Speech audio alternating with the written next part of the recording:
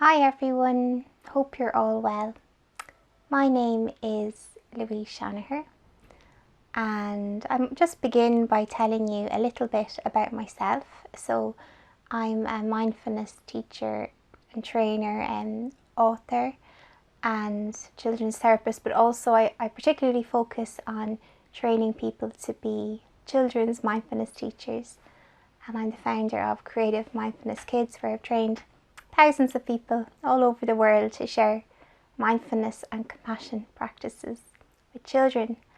I'm delighted to have put together some videos here for you to support you in sharing mindfulness with the children who you work with. And I might just outline now a few benefits of why we would introduce mindfulness for children and what are the benefits. So mindfulness is a wonderful tool to introduce to anyone at any age, but I think particularly for children.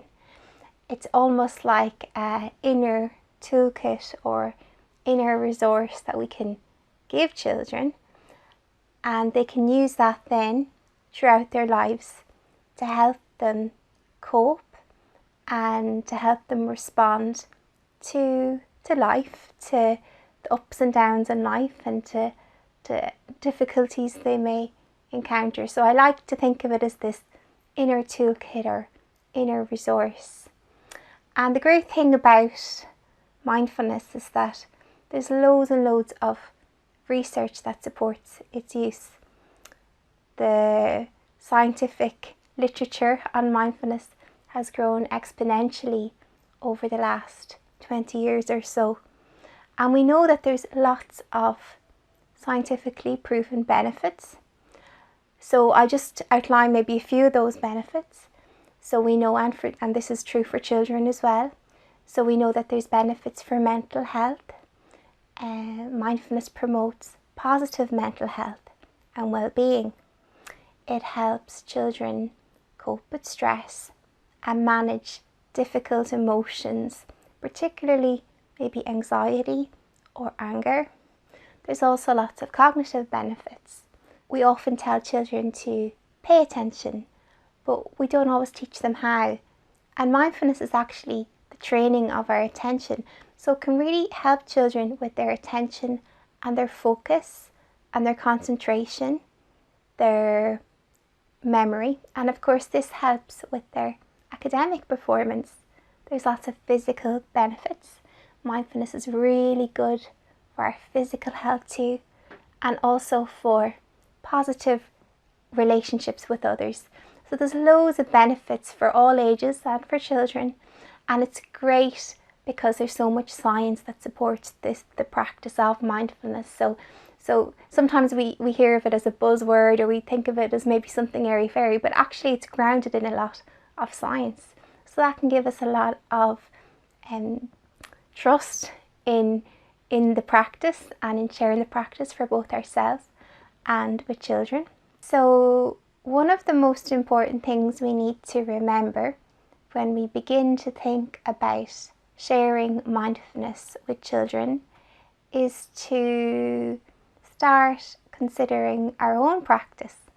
Because if we were to learn how to drive or we wanted to learn how to drive, we'd want to learn from someone who was well able to drive and had lots of experience driving. And if we were going to send our child to piano lessons, if we wanted to teach them to learn how to play the piano, we'd want them to learn from someone who was well able to play the piano.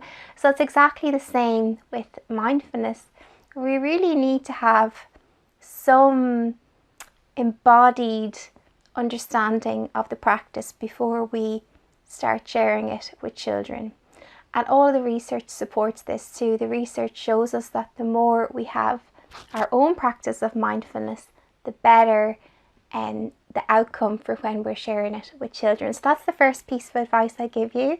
It's wonderful to get stuck into all the videos and get stuck into all the activities, but the most important thing will be to start with yourself and looking at your own mindfulness practice. And there's lots of ways to do that.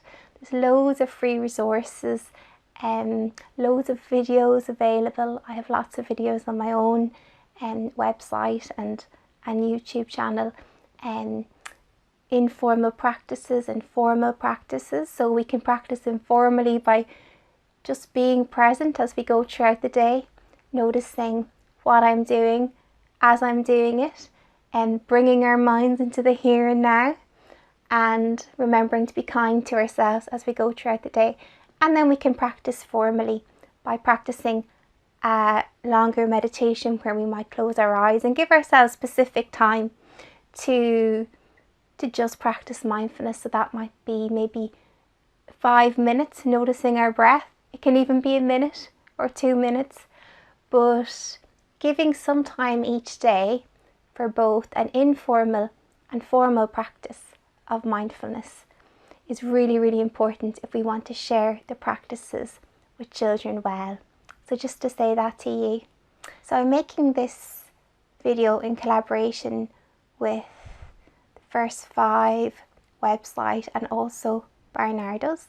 There's a selection of videos here that demonstrate how to share mindfulness with children and mindfulness practices for children that you can use, and some practices for yourself also.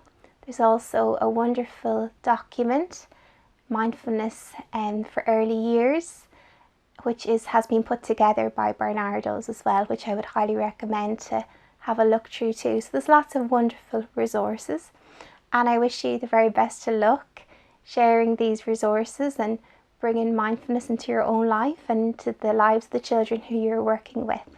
So best of luck, and bye for now.